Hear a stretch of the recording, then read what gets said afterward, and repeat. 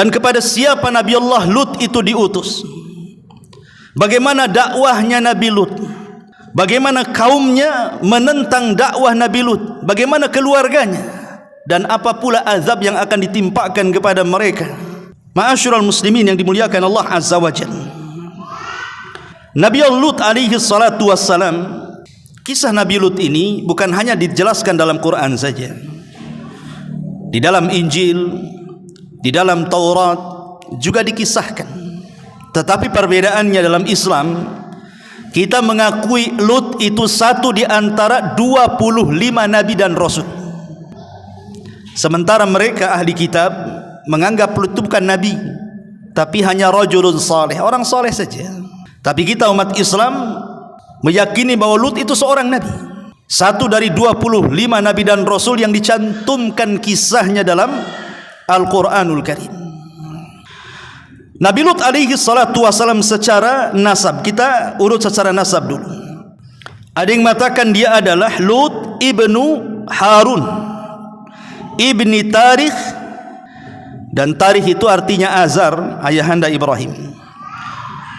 Dan dia adalah anak saudara Ibrahim alaihi salatu wassalam. Berarti jatuhnya Nabi Lut itu keponakan dari Ibrahim alaihi salatu wassalam. Atau secara lengkap Imam Ibnu Katsir rahimahullahu taala mengurut nasabnya sampai kepada Adam. Kata Imam Ibnu Katsir rahimahullahu taala, Lut ibnu Haran, Lut putra Haran, ibnu Tarikh putra Tarikh, ibnu Nahur, ibni Sarikh, ibni Ra'u, ibni Falak, ibni Abir, dan Abir itu Nabi Hud, ibni Salih, ibni Arfakhshad, ibni Syam, ibni Nuh, ibni Lamik, ibni Mutasakhli, ibni Khanuh, ibni Idris, ibni Yarid, ibni Mahyalil, ibni Qinan, ibni Anush, ibni Shis, ibni Adam alaihi salatu wassalam. Itu nasab dari Lut sampai kepada Adam alaihi salatu wassalam. Lalu kenapa Nabi Lut disebut Lut? Lut ini dalam bahasa kita artinya kecintaan yang bersangatan. Itu disebut Lut dalam bahasa kitanya. Jadi kenapa kemudian Lut disebut Lut? Karena dia sangat mencintai Nabi Ibrahim. Jadi dia sangat cinta dengan pamannya. Ibrahim itu kan pamannya. Karena sangat cintanya orang ini kepada Ibrahim, maka dia diberi nama Lut. Ini satu pendapat. Pendapat yang kedua, Lut itu artinya nama asing, bukan bahasa Arab. Ya, nama bagi seorang yang diberi nama, dan dialah Nabi Allah Lut alaihi salatu wassalam. Artinya walaupun secara bahasa Arab dia adalah nama yang baik, karena Lut itu diambil dari kecintaan yang bersangatan, karena mencintai Nabi Ibrahim alaihi salatu wassalam. Dan memang ketika Ibrahim alaihi salatu wassalam berdakwah di negeri Kan'an, negerinya Namrud, negeri Babylon, tempatnya Namrud berkuasa. Dan Babil itu disebut, Bab itu maksudnya pintu, Il itu Allah, pintu Tuhan, disebut Babil namanya. Lah saat itu Ibrahim berdakwah kepada negeri Babil, tapi tidak ada yang beriman kecuali keponakannya ini, Nabi Lut alaihi salatu wassalam. Makanya sejak itu Lut tidak pernah berpisah dengan Ibrahim. Ketika hijrah dari Irak ke Palestina dia ikut, ketika hijrah ke Mesir dia ikut, ketika balik lagi dari Mesir ke Palestina dia ikut, sampai akhirnya dia banyak mendapatkan pelajaran dari Ibrahim alaihi salatu wassalam. Dan akhirnya Allah angkat dia menjadi Nabi dan Rasul. Lah ketika diangkat menjadi Nabi dan Rasul itulah dia diutus oleh Allah subhanahu wa ta'ala untuk berangkat dan berdakwah di negeri Sodom. Dan ada yang mengatakan bahwa Sodom itu terletak di sebuah daerah, nama daerahnya disebut Mu'tafikah namanya. Quran sering menyebut kalimat Mu'tafikah. Di daerah Mu'tafikah ini ada satu negeri namanya Sodom. Dan Sodom ini terdiri daripada 10 daerah. Di bawah Sodom itu ada 10 daerah. Ada yang mengatakan Daum, Amur, Sobrona, Sopro, Dauma, dan begitu seterusnya. Pokoknya di bawah kekuasaan Sodom itu ada 10 daerah. Lah Sodom inilah yang paling parah dari 10 daerah yang diutus Nabi Allah Lut ke situ. Baik, ma'asyiral muslimin yang dimuliakan Allah Subhanahu wa taala, Al-Qur'an menyebut kisah Nabi Lut ini di 27 dalam Al-Qur'an, 27 tempat di dalam Al-Qur'an.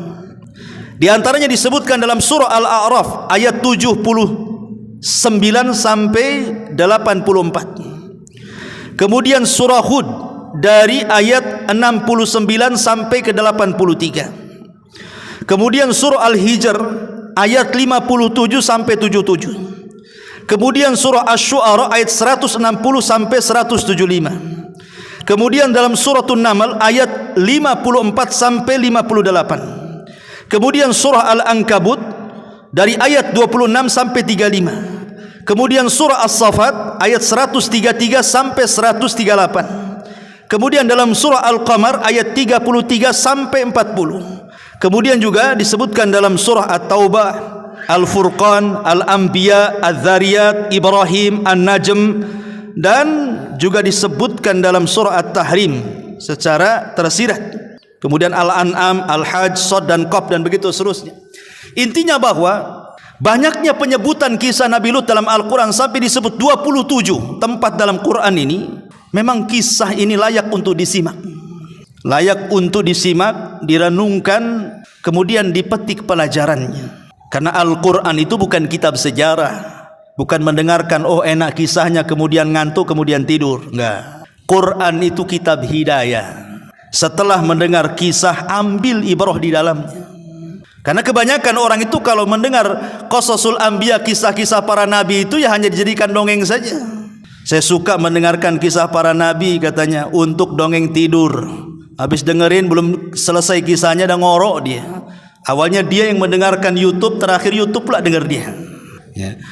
Bukan begitu. Quran itu kitab hidayah.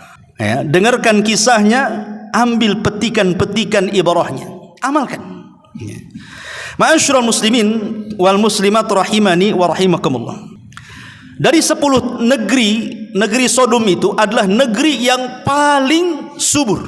Dijelaskan negeri Sodom itu negeri yang paling subur, negeri yang paling maju secara ekonomi, dan penduduknya pada awalnya orang-orang baik. Mereka orang-orang baik negeri Sodom itu, orang-orang yang suka bersedekah, orang-orang yang bersyukur dan begitu seterusnya. Sehingga kemudian Allah limpahkan rizkinya kepada mereka. Tetapi Allah Subhanahu wa taala satu hari kemudian berusaha menguji negeri Sodom ini. Terjadi paceklik hebat, kekeringan di mana-mana, sehingga yang tadinya negeri Sodom itu bisa mensuplai dengan hasilnya ke negeri-negeri yang dekat, dijual ke negeri-negeri yang dekat, akhirnya mereka tidak bisa mensuplai daerah-daerah lain, untuk mencukupi negerinya sendiri kesulitan. Dari sinilah kemudian terjadi banyak kriminal, karena kemiskinan itu kan mengundang kriminal. Mulailah kemudian banyak dari negeri-negeri luar itu datang ke Sodom mencuri buah-buahan, ya, mencuri biji-bijian untuk mereka makan, karena memang negeri itu subur. Tapi ketika kemudian paceklik hebat, mereka untuk kebutuhan mereka saja tidak cukup. Akhirnya banyak pencurian yang datang dari negeri-negeri yang lain ke Sodom hanya untuk mencuri. Dari situlah mempersulit negeri Sodom untuk mengatasi para kriminal itu. Dari sinilah syaitan datang. Syaitan datang mulai menggoda orang-orang di negeri Sodom itu. Kemudian menjelma manusia dan memberikan was-was kepada mereka, dan mengatakan kepada mereka supaya jangan terjadi kriminal, tangkap saja mereka itu, kemudian hukum, supaya mendapatkan efek jera katanya. Tangkap, kemudian kamu ancam supaya mereka akan engkau sodomi, dan suruh membayar denda 4 dirham. Ya. Akhirnya kemudian dengan aturan seperti itu, mulailah kemudian ketakutan orang-orang yang datang ke negeri Sodom untuk melakukan pencurian itu. Rupanya syaitan sudah merencanakan itu. Kemudian dia menjelma laki-laki yang sangat tampan dari negeri lain, pura-pura menjadi pencuri. Ditangkap oleh salah satu pemilik kebun itu. Sebagaimana yang sudah disepakati hukumannya apa? harus disodomi, kemudian membayar 4 dirham. Akhirnya kemudian betul-betul dilakukan. Maksudnya pada awalnya supaya mendapatkan efek jerah gitu saja. Tapi syaitan memang sudah berusaha untuk menyebarkan penyakit homo ini, malah kemudian keenakan. Akhirnya kemudian merambat dari satu orang ke orang lainnya, terus sampai akhirnya menyebarlah penyakit ini negeri Sodom tuh. Berhasil syaitan itu. Akhirnya lambat laun laki-lakinya mulai tidak suka dengan perempuan.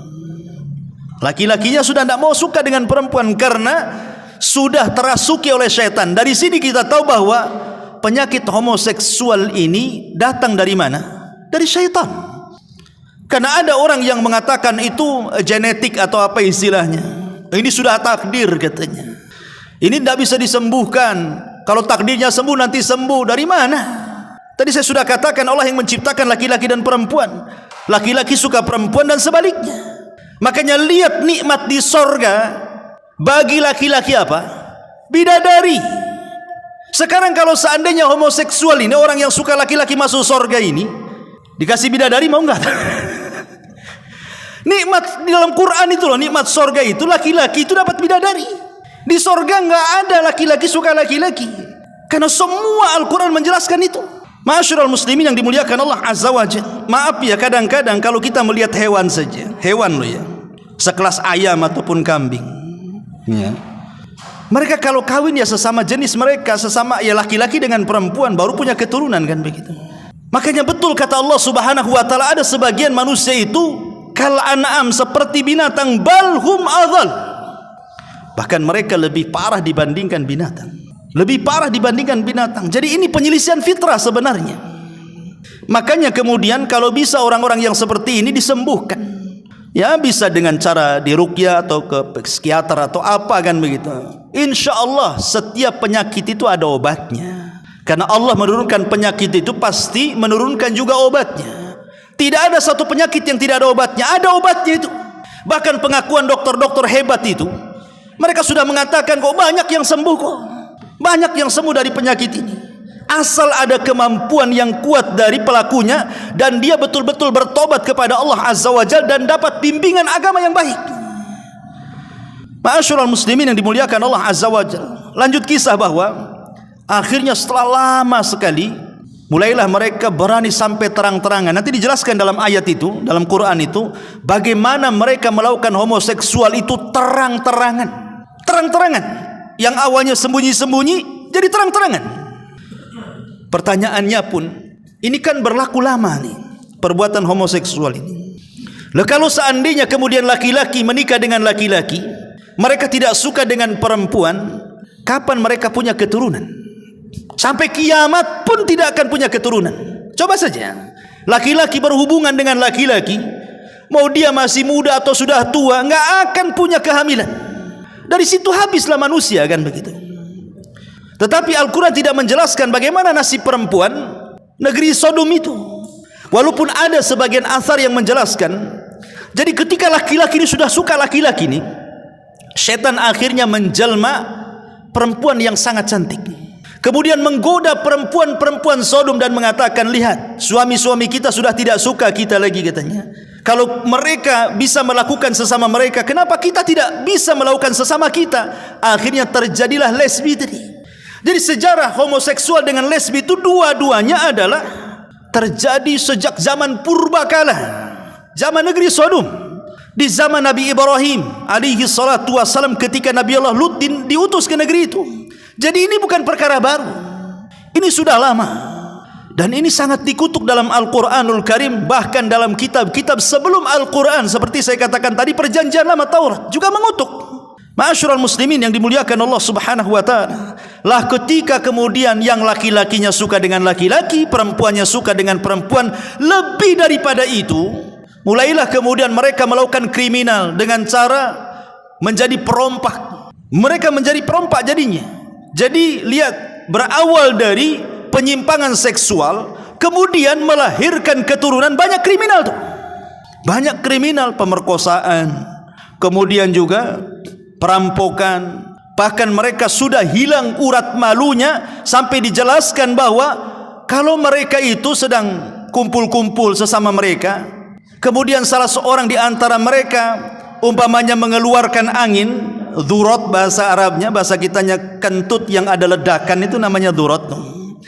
Itu tertawa semuanya. Dan Islam menganggap ini tidak berakhlak. Jadi kalau di antara kita lagi kumpul-kumpul kok ada kentut meledak, ini perbuatan kaum Sodom. Ya. Ma'asyiral muslimin yang dimuliakan Allah, Ustaz, tapi saya kan sudah permisi ya katanya. Apa pula dengan permisi? Larilah ke sana. Kalau pas lari kemudian meledak dulu, itu sudah lain lagi cerita kan itu. Tetapi bagaimana akhlak mereka sudah hilang. Bayangkan, berawal dari homoseksual kemudian lesbi, menghilangkan akhlak, tidak punya rasa malu lagi. Ma'asyiral muslimin, ketika manusia sudah hancur-hancuran seperti inilah akhlaknya, disinilah Allah subhanahu wa ta'ala mengutus ke negeri yang sudah rusak itu seorang nabi yang disebut di dalam Al-Quran, Nabi Allah Lut alaihi salatu wassalam. Allah gambarkan dalam surah Asy-Syu'ara ayat 160 sampai 166, kadzabat qaumul lutinil mursalin, telah mendustakan kaum Lut para rasul. Kenapa para rasul? Bukankah yang diutus cuma satu rasul saja ke negeri Sodom? Kenapa Al-Quran menyebut para rasul? Kan cuma satu yang diutus ke negeri rasul itu. Harusnya apa? Kadzabat qaumu lutin mursal, gitu saja, jangan mursalin. Ini jamak namanya. Kata para ulama tafsir mengatakan, kenapa Al-Quran membahasakan al-mursalin, telah mendustakan kaum Lut para rasul? Karena siapapun yang mendustakan walaupun dia satu rasul, berarti dia telah mendustakan semua rasul. Satu saja anda dustakan rasul itu, berarti semua rasul anda dustakan. Sama dengan Quran, satu ayat kita ingkari, satu Quran lah kita ingkari. Makanya membahasakan mursalin dalam ayat yang lain bin nuzur, pemberi peringatan-peringatan, padahal cuma satu yang beri peringatan. Ya. Kemudian Allah mengatakan idz qala lahum akhuhum, ketika saudara mereka Lut alaihi salatu wassalam, Lutun mengatakan ala tattakun inni lakum rasulun amin fattaqullaha wa atiun. Lut berkata kepada mereka, mengapa kamu tidak bertakwa? Sesungguhnya aku adalah seorang rasul kepercayaan Allah yang diutus kepada kalian, maka bertakwalah kalian kepada Allah, taatilah perintahku. Lihat, pertama kali nasihat Nabi Lut apa? Takwa. Nasihat takwa yang pertama kali. Karena orang itu bisa baik karena takwa. Takwa itu artinya menjalankan perintah, menjauhi larangan, menikmati yang dihalalkan, menjauhi yang diharamkan. Itu takwa artinya. Ketika kita berusaha kemudian menjalankan perintah, menjauhi larangan, menikmati yang dihalalkan, menjauhi yang diharamkan, maka kita akan baik hidupnya. Ini yang diinginkan Nabi Lut alaihi salatu wassalam. Pertama kali menasihati agar mereka bertakwa kepada Allah azza wa jalla. Kemudian yang kedua, meyakinkan bahwa dia seorang rasul. Kemudian dia mengatakan, wa ma as'alukum alaihi min ajrin in ajriya illa ala rabbil alamin. Aku menasihati kalian, mengajak kalian kepada kebaikan itu bukan karena aku meminta upah kepada kalian. Tidak, upahku hanya Allah subhanahu wa ta'ala yang kelak akan memberikannya. Kemudian mulailah Lut menyinggung perbuatan mereka dan mengatakan, atatuna dzukhrana minal alamin wa tadaruna ma khalaqalakum rabbukum min azwajikum bal antum qaumun adun. Kata Nabi Lut alaihi salam, mengapa kalian mendatangi jenis laki-laki di antara kalian dan kalian tinggalkan istri-istri yang dijadikan oleh Tuhanmu untuk kalian? Bahkan kalian orang-orang yang sangat melampaui batas. Jadi Nabi Lut alaihi salatu wassalam mengingatkan kepada mereka, kenapa kalian suka sesama jenis? Ini menyalahi fitrah, ini penyimpangan seksual. Kalian tinggalkan pula istri-istri kalian yang sudah jelas-jelas Allah ciptakan untuk kalian. Lihat Nabi Adam, ketika dia bersendirian, walaupun sorga itulah senikmat apapun yang tidak pernah dilihat mata, didengar telinga, terlintas pun tidak bisa. Adam ketakutan karena hidup sendiri. Tiba-tiba kemudian Allah subhanahu wa ta'ala tahu bahwa Adam itu ketakutan. Saat Adam tidur, diambillah tulang rusuk yang paling atas, yang dekat dengan jantung, paling bengkok. Disitulah Allah ciptakan Hawa. dan Hawa itu jenis perempuan, bukan laki-laki. Bukan kemudian setelah Adam kemudian terbangun ada kawannya pula laki-laki. Tidak, dia ciptakan Hawa. Kenapa?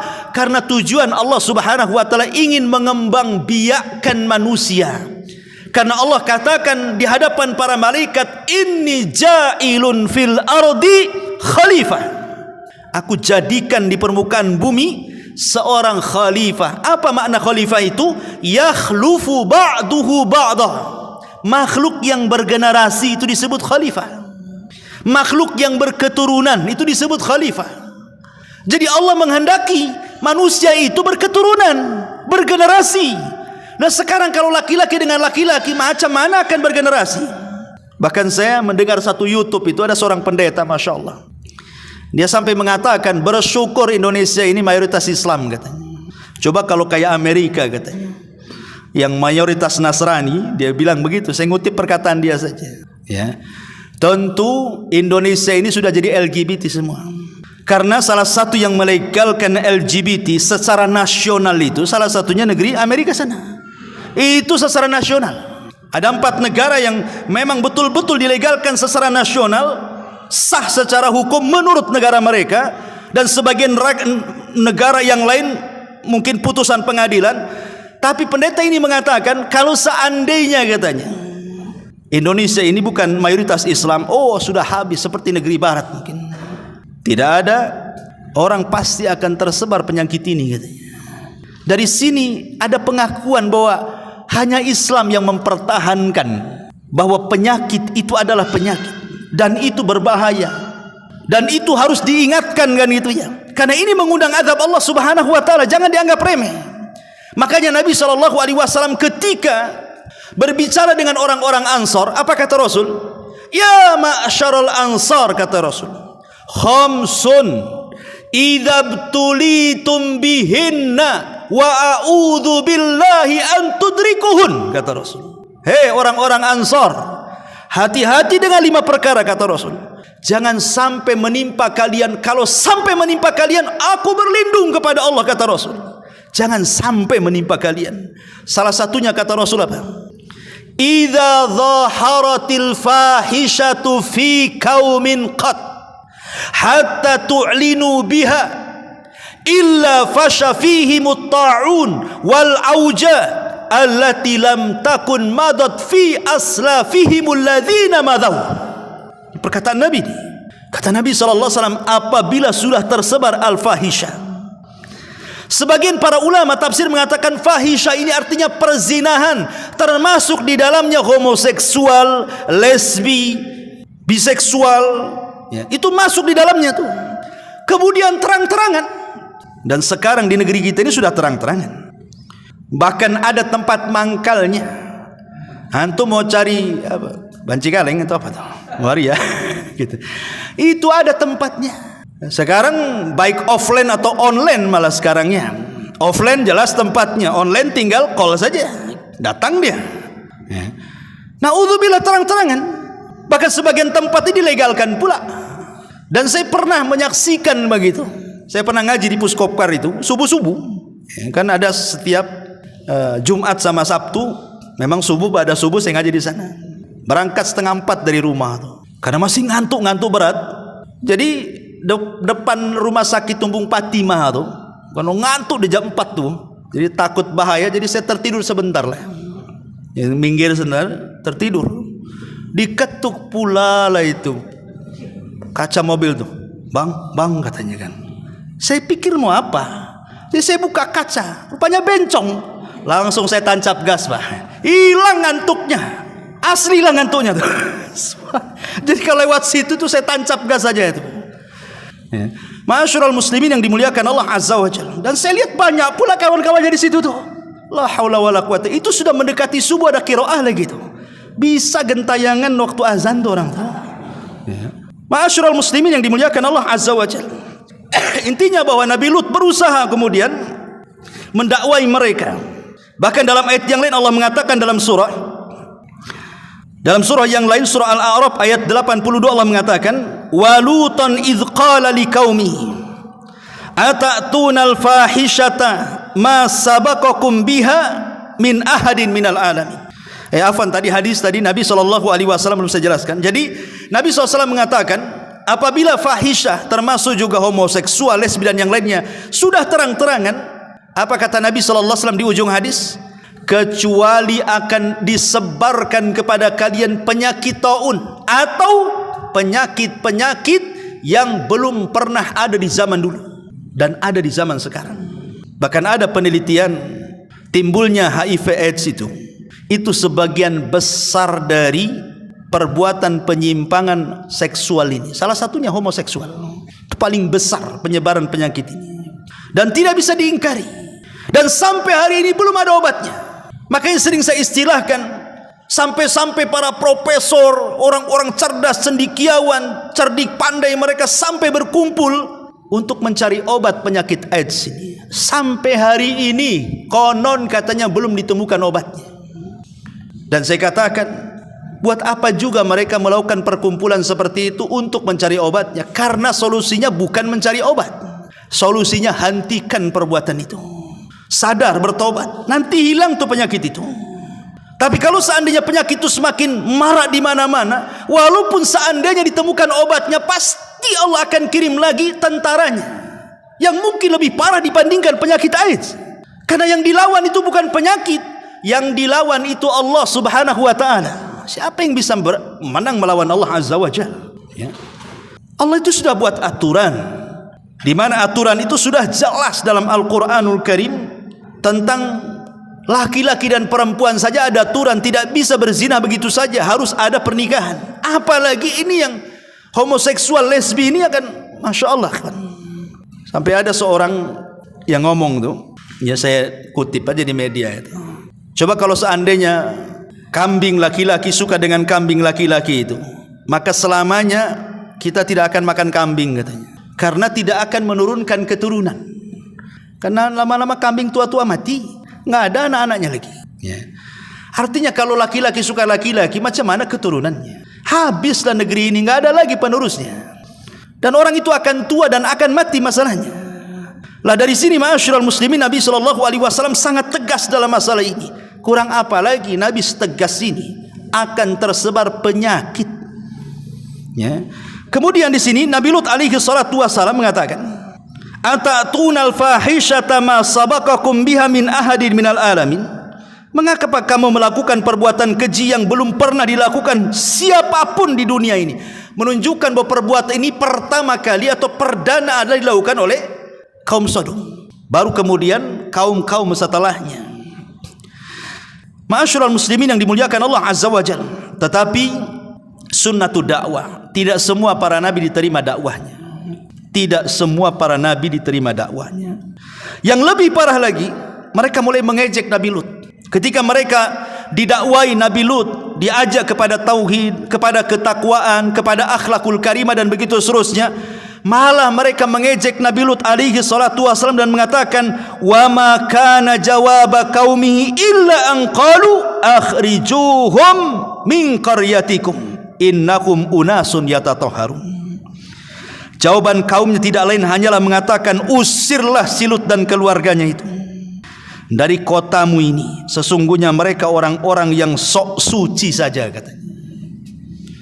Bayangkan. Jadi di sini ada satu faedah ikhwan. Sekarang saja mereka masih minoritas. Tidak banyak jumlah mereka dibandingkan yang normal seksualnya kan. Mereka tidak banyak jumlahnya dibandingkan yang normal. Ya. Tetapi mereka saja sudah berani melawan kan gitu ya, menyuarakan, mempropagandakan dan begitu seterusnya. Bisa kita bayangkan kalau seandainya mereka yang mayoritas, kita pula minoritas. Seandainya nih, kita berandai-andai, kalau seandainya mereka itu mayoritas, kita pula minoritas, kira-kira apa yang mereka akan lakukan kepada kita? Sekarang kita yang mayoritas, yang normal kan, mereka tidak normal seknya. Itu pun kita disuruh untuk merangkul mereka, menyayangi mereka, mengakui mereka dan begitu seterusnya. Padahal harusnya kita berusaha mengobati mereka, berusaha untuk menasihati mereka, mengarahkan mereka ke agama kan itu. Bukan hanya sekedar akui mereka kalau tidak bertentangan dengan hak asasi manusia. Coba bayangkan di sini gambarannya nih. Karena negeri Sodom itu mayoritas, memang mereka mayoritasnya LGBT. Sementara Lut ini yang beriman hanya dia dan keluarganya saja, itu pun hanya anak-anak putrinya saja, istrinya tidak. Istrinya justru bertentangan dengan akidahnya Nabi Lut. Bahkan Allah mempermisalkan bagi wanita-wanita kafir, wa dzaraballahu mathalan lilladzina kafaru imra'ata nuhin wa imra'ata lut kanata tahta min ibadina salihaini fa khanatahuma. Allah memberikan permisalan dua wanita kufur, kata Allah. Pertama istri Nuh dan yang kedua istri Lut. Dua-duanya berkhianat. Yang dimaksud berkhianat, kata Abdullah ibn Abbas radhiyallahu anhuma, bukan berselingkuh, tidak. Tidak mungkin seorang nabi punya istri berselingkuh, bukan itu. Maksudnya berkhianat di sini kalau istri Nuh, kalau turun wahyu kepada Nabi Nuh sebelum kaumnya mengatakan gila, dia sudah mengatakan suaminya gila. Ya, gila suami saya itu, katanya. Sebelum kaumnya mengatakan gila, istrinya Nuh sudah mengatakan itu gila. Tapi kalau istri Nabi Lut ini, dia bekerja sama dengan kaum LGBT. Jadi kalau ada tamu-tamu datang kepada rumahnya Lut alaihi salam, maka dia akan membakar satu kayu bakar, nanti asapnya membumbung, datanglah itu preman-preman dari pasar itu, kemudian menculik tamu itu dan memperkosanya. Laki-laki memperkosa laki-laki. Itu di zaman itu. Jadi Lut sendiri istrinya tidak beriman masalahnya, dan kufur kepada suaminya. Jadi hanya sedikit yang beriman gitu. Ma'asyiral muslimin yang dimuliakan Allah Azza wa Jalla. Ketika kemudian Lut hanya minoritas, hanya dia dan keluarganya saja, sementara kaum Sodom mayoritas mereka LGBT, lihat akibatnya. Akhriju, kata Allah, akhrijuhum min qaryatikum, usir saja si Lut itu dan para pengikutnya. Innahum qaumun yatatahharun, mereka kaum yang sok suci. Tuh, kalau mereka mayoritas, kita minoritas, boleh jadi kita akan ditekan oleh mereka, kan? Ini nas Quran. Ma'asyiral muslimin yang dimuliakan Allah Azza wa Jalla. Bahkan lebih daripada itu, kaum Sodom pula nantang dengan mengatakan dalam ayat surah Al-Ankabut ayat 28, 29, fama kana jawaba qaumihi illa an qalu tina bi'adzabillah in kunta minas sadiqin. Dan tidaklah jawaban mereka mengatakan, datangkan kepada kami azab, katanya, jika engkau termasuk orang-orang yang benar, katanya. Ada juga pernyataan, ada sebagian orang yang mengatakan, ya kalau kami memang ini salah, datang azab Allah subhanahu wa ta'ala, kok kami tidak diazab, katanya. Katanya, lihat kaum Sodom itu mereka diazab karena nantang turun azab, katanya. Karena perbuatan kami mereka diazab. Kami ya alhamdulillah sehat, katanya. Kerja, umur saya panjang, begitu seterusnya. Tak ada pula azab kepada kami. Ingat, salah satu rahmat diutusnya Nabi SAW apa? Kepada orang-orang mujrim, bahkan kepada orang-orang kafir sekalipun, bahwa diutusnya Nabi SAW membawa rahmat bagi mereka. Salah satu rahmatnya adalah Allah tidak mengadab umat Islam seperti mengadab umat sebelumnya. Kalau umat sebelumnya menentang para nabi, habis. Lihat kaum Samud habis, kaum Ad habis, kaum Nuh habis, kaum Sodom habis. Tapi dengan diutusnya Nabi SAW, hatta orang kafir sekalipun tidak diadab seperti azab umat-umat terdahulu. Karena wa ma arsalnaka illa rahmatan lil alamin. Itu karena bentuk rahmatnya Allah kepada mereka, karena diutusnya Nabi SAW. Tapi bukan berarti ketika tidak datang azab kepada mereka, kemudian dibenarkan perbuatan itu. Boleh saja Allah itu sedang mempersiapkan sebuah azab. Karena Allah yang mengatakan, falamma nasu ma dzukkiru bih fatahna alaihim abwaba kulli syai'in hatta idza farihu bima utu akhadnahum baghtah fa idza hum mublisun. Ini Allah yang mengatakan, ketika mereka lupa dengan apa yang Allah anugerahkan kepada mereka, tatkala mereka sedang bahagia-bahagianya dengan pemberian Allah, padahal itu istidraj bagi mereka, tiba-tiba datang azab kepada mereka. Tidak tahu, penyakit ini salah satu azab juga kok. Bahkan saya itu, ada murid saya cerita murid saya tidak sebutkan namanya, ya. Jadi dia punya kawan, masih awam, orang awam, punya kawan gitu ya. Jadi pekerjanya ya maaf ya macam ya pelacur lah kalau istilah perempuan gitu ya. Dia melacur juga ya ini lesbi ini, homo ini. Sudah jelas-jelas dia sudah berapa tahun itu akhirnya terkena penyakit kelamin. Bolak-balik dia datang ke dokter. Karena malu, dia rasa-rasain aja. Sudah sakit parah juga, akhirnya dia tetap mangkal. Malam itu dia mangkal, besoknya pula meninggal. Kemudian diotopsi, ya rupanya karena penyakit kelamin. Dia tidak mau ngecek karena malu gitu. Dia hanya datang ke dokter itu, tidak ngecek, hanya nanya-nanya saja. Ya. Ma'asyiral muslimin yang dimuliakan Allah Azza wa Jalla, boleh jadi itu sebuah kutukan Allah Azza wa Jalla, azab yang kita tidak tahu. Apa menunggu kemudian terkena penyakit parah, kemudian diponis tidak akan lama hidupnya, kemudian baru bertobat kepada Allah Azza wa Jalla? Iya kalau sempat bertobat, kalau tidak. Lah dari sini lihat bagaimana kemudian mereka meminta azab kepada Lut alaihi salatu wassalam. Akhirnya apa yang terjadi? Maka Allah subhanahu wa ta'ala kabulkan permintaan mereka. Allah utus 3 malaikat dalam bentuk laki-laki yang sangat tampan. Kemudian bertamu kepada Nabi Ibrahim alaihi salatu wassalam. Karena kan beda tempat, Ibrahim di Palestina, dia di negeri Sodom. Ya, bertamu dulu kepada Ibrahim. Karena ingin menghabarkan kehamilan Siti Sarah, akan lahir seorang anak Ibrahim yang kedua setelah Ismail, Ishak, dan akan lahir dari Ishak ini cucunya Yakub. Setelah itu kemudian 3 malaikat yang menjelma manusia ini memberitahu bahwa dia akan mengadab negeri Sodom. Awalnya Ibrahim ini membantah, tidak, maksudnya masih memberikan kesempatan, di sana ada Lut, ada begini-begini.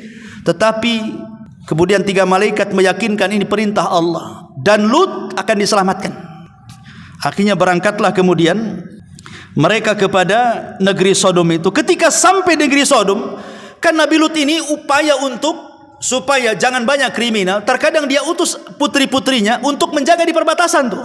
Jadi kalau ada tamu laki-laki dan dia normal, disuruh jangan masuk, nanti bahaya, jangan masuk nanti bahaya. Ya. Jadi putrinya jadi mata-mata. Sekali ada pula 3 anak muda, tampan, bagus, cakep, ganteng, maco gitu ya. Datang pula kata anak perempuannya, jangan masuk. Dia mengatakan saya ingin bertamu kepada Nabi Allah Lut katanya. Tapi anak wanitanya terus mengatakan jangan masuk.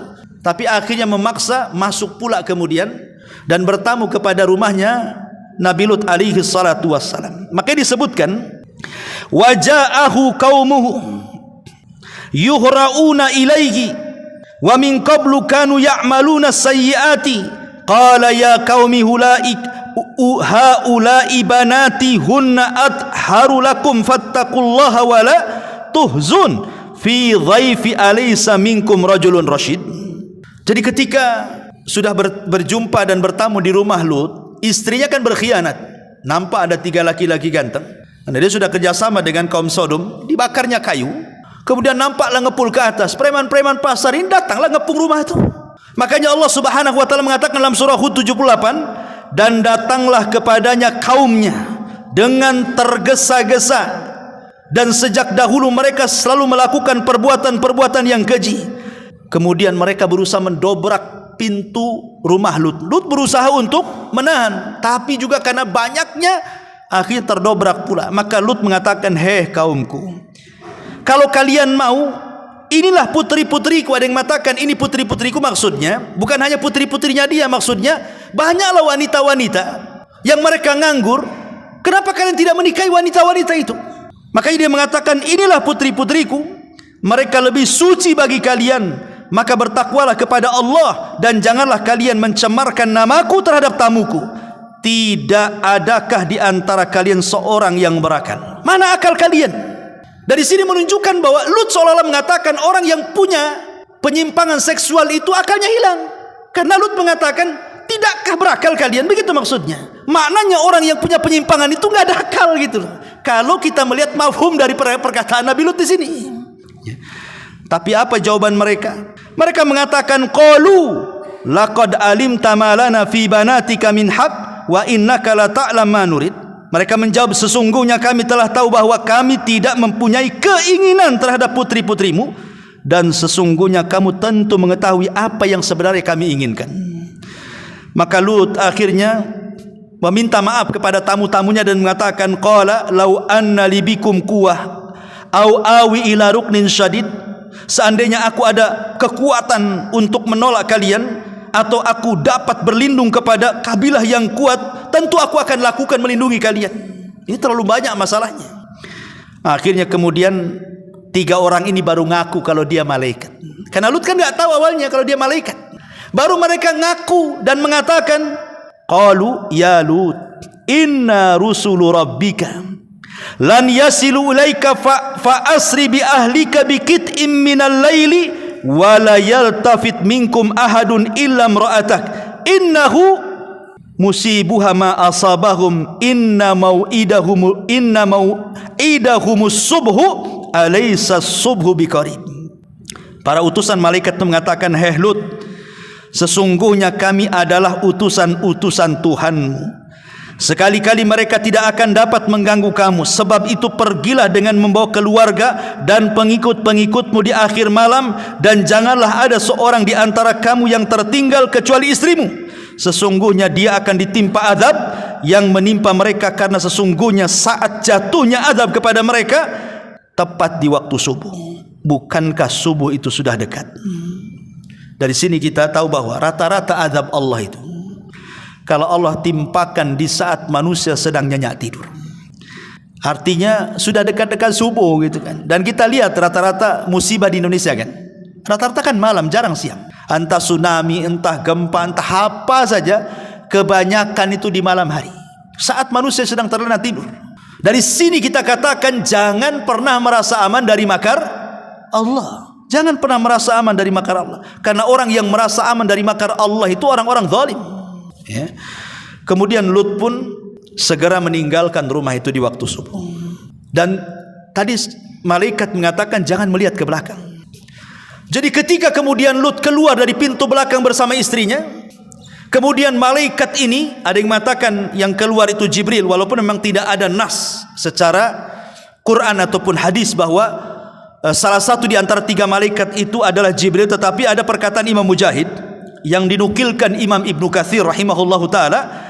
Kata Imam Mujahid, akhadha Jibrilu qauma Lutin min sarhihim wa daurihim hamalahum bimawashihim wa amti'atihim wa rafa'ahum hatta sami'a ahlus sama' nubaha kilabihim thumma aqfa'ahum wa qala wa kana hamalahum ala khawafi janahihil aiman.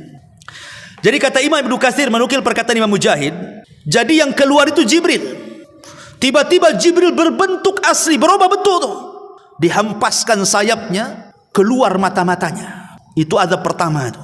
Dan ini hanya berlaku kepada orang yang mengepung rumah Lut tuh, keluar matanya. Sehingga mereka buta, tidak tahu apa yang mereka harus lakukan.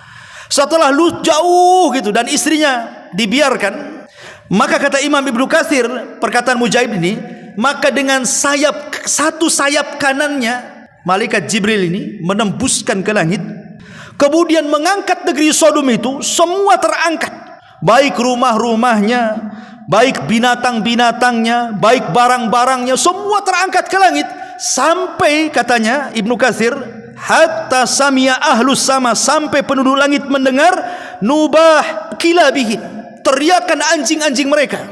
Jadi binatang-binatang yang terangkat itu berteriak semua tuh di atas langit itu. Baru setelah itu kemudian dihujani meteor. Baru setelah itu kemudian ditumpahkan kembali ke bumi. Jadilah kemudian laut mati yang kita kenal hari ini. Disebut laut mati karena kadar garamnya yang sangat dahsyat sehingga tidak ada ikan yang hidup di situ. Masalahnya laut Petra atau laut merah itu yang kita kenal, laut mati, itu dijadikan tempat wisatawan pula, mandi lumpur pula di situ. Padahal Nabi SAW dengan tegas bahwa kita tidak boleh melewati tempat yang diazab kecuali harus menangis. Apa kata Nabi? La tadkhulu ala haula'il mu'adzabina illa an takunu bakin. Janganlah kalian memasuki daerah umat yang diazab kecuali harus menangis. Kata Al-Hafidz Ibnu Hajar, walaupun teksnya sabda Nabi ini adalah ketika melewati negeri bekas-bekas puing-puing negeri Samud, tetapi hadis ini umum, ibrahnya sampai kepada kaum Lut yang diazab. Ya, kita harus menangis, malah enak-enakan pula di situ. Ma'asyiral muslimin yang dimuliakan Allah Subhanahu wa taala. Maka dari sini kita tahu bahwa setelah Allah menurunkan azabnya, berarti perbuatan itu sangat dicela dan dikutuk Allah Subhanahu wa taala. Kalau memang itu perbuatan baik, kenapa kemudian turun azab kepada mereka? Kalau itu hanya normal-normal saja, sebagaimana pengakuan orang-orang yang terkena penyakit itu, ini kan hanya ya kelainan. Ini sudah hukum alam dan begitu seterusnya. Ya, tidak, ini bukan hukum alam, ini menjadi fitrah. Ini penyakit harus disembuhkan. Ya, harus disembuhkan dan harus diberitahu bahwa ini adalah sesuatu yang terlarang dalam semua agama sekalipun. Semua agama, bukan Islam saja.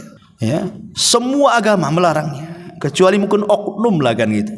Itu lain ceritanya. Mungkin kan ada kepentingan. Ya, tapi yang jelas bahwa saking dahsyatnya bicara soal liwat ini, sampai-sampai kemudian para ulama itu mereka berselisih tentang macam mana cara hukuman secara hadnya, hududnya. Pendapat Imam Syafi'i rahimahullahu taala, pendapat Imam Qasim ibn Ibrahim dan juga yang lainnya mengatakan anna haddahu al-qatlu, bahwa hukumannya dibunuh, walau kana bikran, walaupun masih gadis, sawa'un kana fa'ilan aw maf'ulan bi, baik pelaku ataupun objek pelakunya, sampai disuruh dibunuh. Bahkan mengambil dalil dari firman Allah Azza wa sabda Nabi SAW, man wajadtumuhu ya'malu amala qaumi lutin faqtulu al-fa'ila wal maf'ula bi. Apabila kalian mendapati perbuatan kaum Lut, bunuhlah pelaku dan objek pelakunya. Bahkan sebagian ulama mengatakan hukumannya diangkat ke tempat yang tinggi sekali, kemudian dilempar di tempat tinggi itu. Berdasarkan nas Quran bahwa ketika Jibril mengangkat kaum Sodom kan di atas ke langit itu sayapnya. Dari sini para ulama beristimbat, bawa orang ini ke atas, kemudian dihempaskan ke bawah. Sebagaimana Jibril membawa negeri Sodom kemudian dihempaskan. Nah, seperti itu. Bahkan sebagian para ulama bukan hanya sekedar dihempaskan, tapi dilempari batu lagi. Dan itu tidak berlaku seperti hukuman zina. Kalau hukuman zina dirajam itu bagi yang sudah menikah. Kalau belum menikah kan dicambuk saja. Tapi kalau liwat ini, maka baik dia sudah menikah ataupun belum menikah, semua sama hukumannya, karena dahsyatnya perbuatan ini. Tapi tentu yang melakukan ini adalah pemerintah, bukan main hakim sendiri, bukan main tangkap waris angkat ke mana Jabal Uhud. Bukan begitu. Ini pemerintah setelah lewat pengadilan tentunya kan. Ini masalah hudud ini adalah pemerintah yang menegakkan, bukan kita. Ini kan kita menceritakan hukum fikih. Bahkan yang lebih parah lagi adalah pendapat yang ketiga, pendapat dari kalangan sahabat seperti Abu Bakar Siddiq radhiyallahu anhu mengatakan bukan dilempar dari ketinggian, bukan pula dirajam, tetapi dibakar dengan api. Ya, jadi al-harqu binnar katanya. Sampai pendapat Abu Bakar mengatakan dibakar pula dengan api pula. Ya, tapi tentu pendapat ini banyak diingkari ya. Karena waktu Abu Bakar membuat hukuman bakar kepada orang-orang yang tidak bayar zakat saja, salah satu yang tidak setuju adalah Abdullah bin Abbas dan mengatakan, kalau aku berkedudukan di tempatnya Abu Bakar, aku tidak akan membakar, tapi aku akan membunuh mereka. Tetapi karena itu kan kewenangan pemimpin, ya khalifah itu. Tapi Ibnu Abbas mengatakan karena tidak layak membunuh dengan api kecuali Rabb, pemilik api. Itu kata Abdullah ibn Abbas radhiyallahu anhu. Tapi apapun hukuman yang disebutkan oleh para ulama, saya hanya menukil saja. Begitu beratnya para ulama memandang perbuatan ini, menunjukkan bahwa perbuatan ini adalah dosa besar. Dosa besar. Makanya Imam Zahabi menyebutkan dalam kitabnya Al-Kabair, dosa-dosa besar, salah satunya adalah al-liwat, perbuatan homoseksual. Ini dosa, dan setiap dosa itu pasti melahirkan madarat. Ya. Sebagaimana setiap perintah itu pasti melahirkan kemaslahatan. Wallahu a'lam bishawab.